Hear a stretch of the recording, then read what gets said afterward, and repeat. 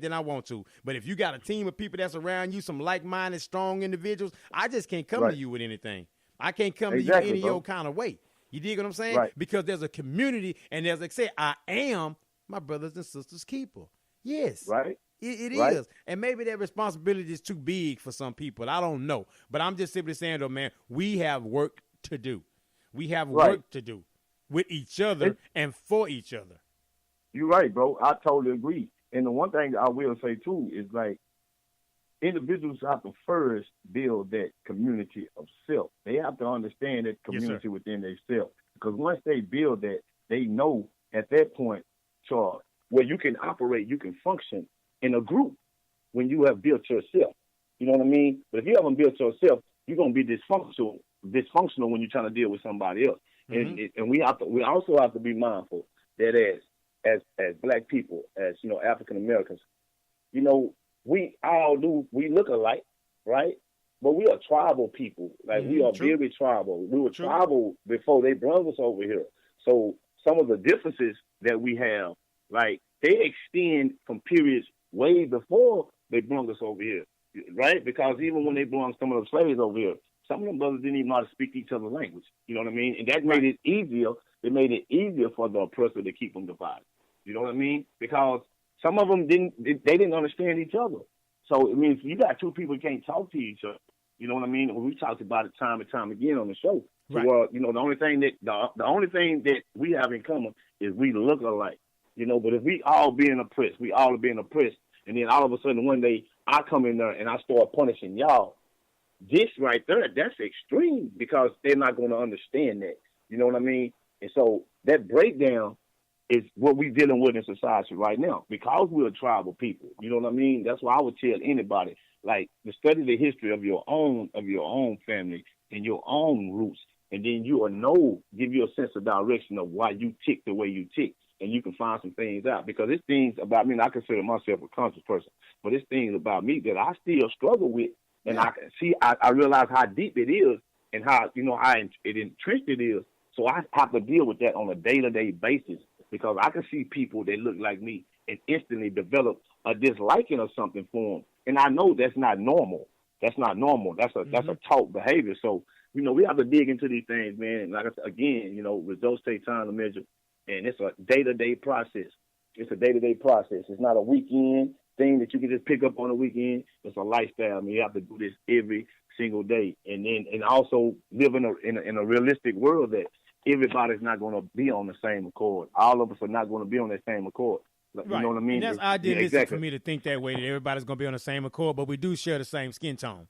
Okay, yes, so you're going to still have the same common issues, even though they may not be exactly the same, but you're still going to deal with some type of issues just simply because of that skin tone, depending on where you are and where you go and what part of town you're in and stuff like that. So I'm just saying, though, man, the common denominator that we all share sometimes as African-American is the pain of the history that we went through. Definitely. Right? The pain that we may go through if we suffer loss or someone gets shot, you know, unarmed, or even when another brother kills another brother, that's still pain. So pain transcends all color lines, right? It's still pain at the end of the day. So that's what I'm trying to say, though, man. We can't go out and swallow spit and be humble and not say this and not say that to other people when they give us a lot of issue, and then we come around each other and just explode on each other because we can't say nothing out there because we scared of the consequences. But I'm not scared of the consequences by just blowing up on my brother and sister. As you say, everybody is going through. I may have went through a certain struggle that day, man. I don't need no more crap from you. You know what I'm saying? Though I'm going through another. Again, we ought to be coming together with some solutions. And again, I know everybody going to be kumbaya. Everybody not going to be on one accord, but everybody can come up with a solution.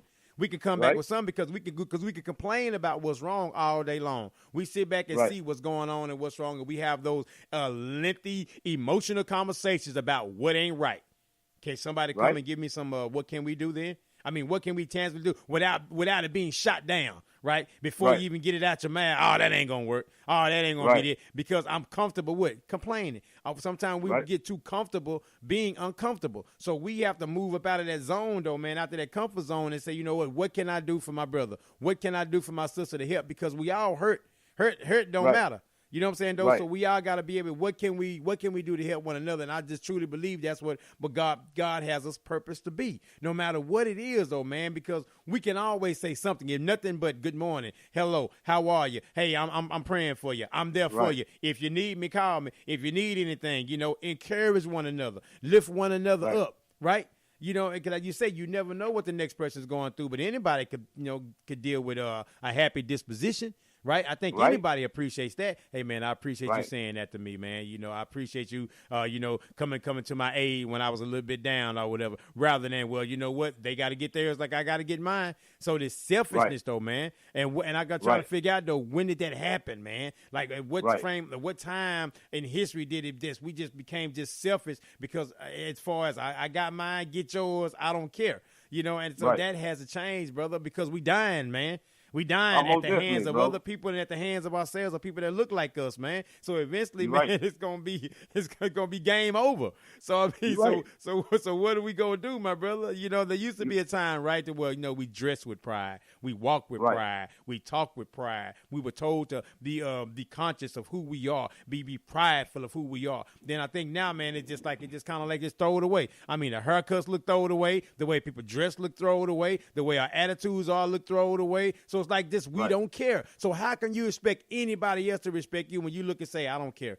So it's just like we have to start caring more and start representing what that is, man. What does pride in black look like? What does pride in African American look like? We got to start representing that on a continual basis, not just sometime, not when it just fits an agenda, not when somebody of another race do something to us.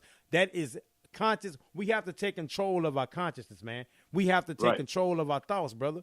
We have to consciously say, I want to do well for my brother and sister today. And not negating anybody else, But I'm just simply saying, though, man, we see the issues in the community. Right. Who comes in and says, what kind of problems can we solve today?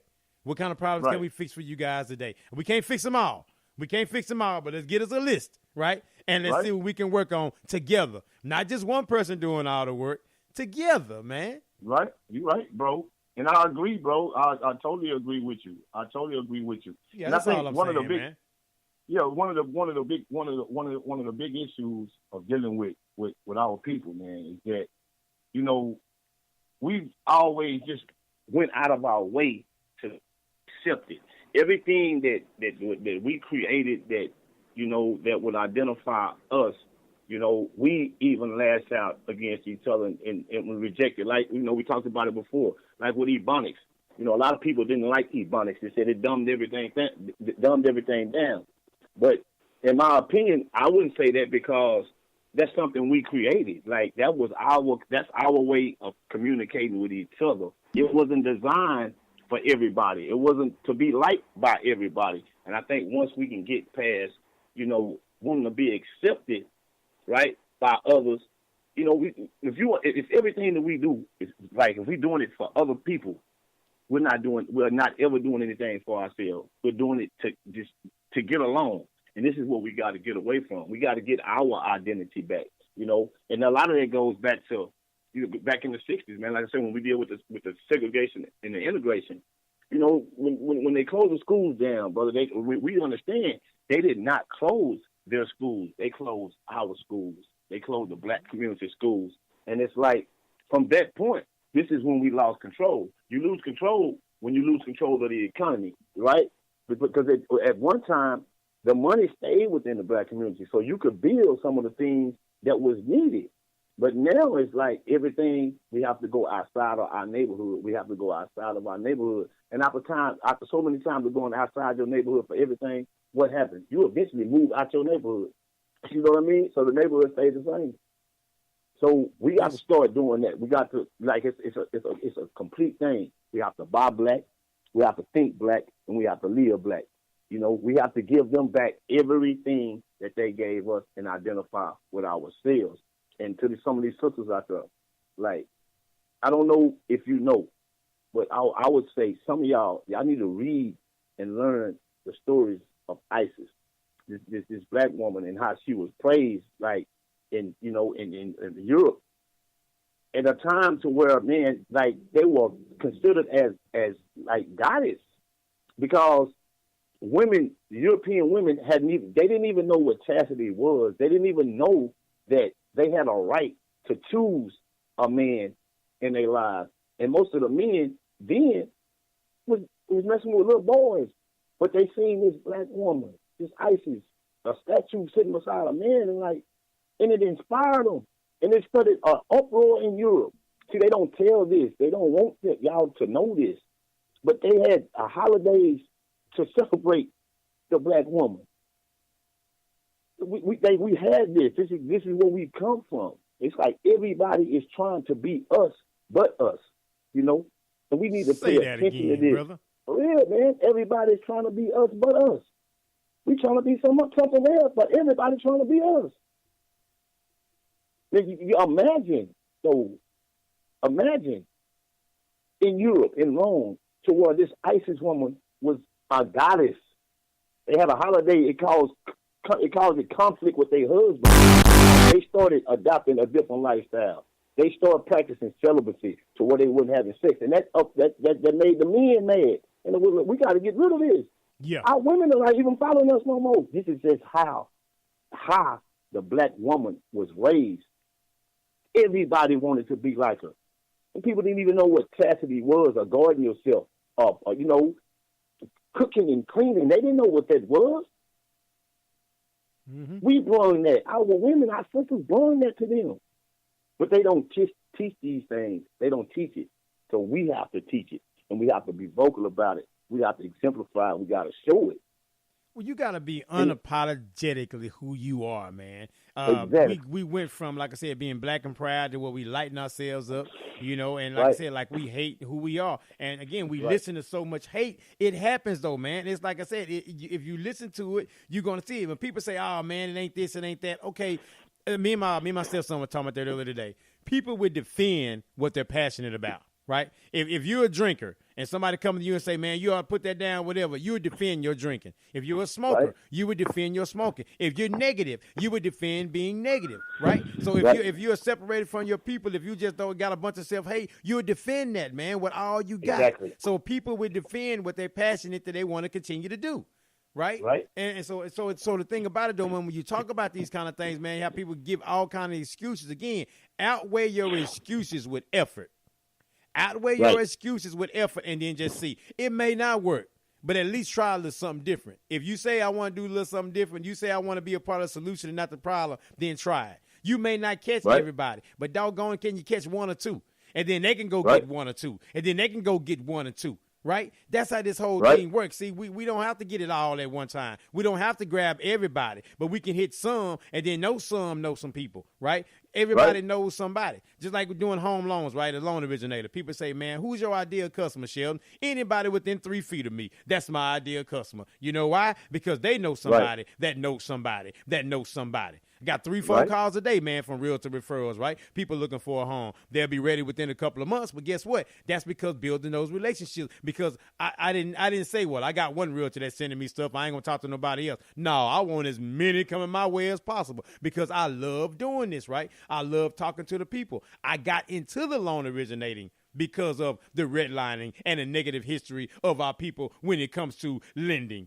And most of the time, they have to call somebody that does not look like them, that would not have an understanding of who they are, and will look at them simply because of a credit score and not call them back. Right. And not deal with them and get upset with them because I can't financially benefit from dealing with you right now. So you are a waste of my time. That's why I got into this industry, my man, because nobody I talk to is a waste of my time. See, you may not be ready right now, but if I massage you and get you right and give you the information and everything like that, you're going to come back to me. You know why? Because I built trust. I built trust that I care about you as an individual who's happened to be looking for a home loan.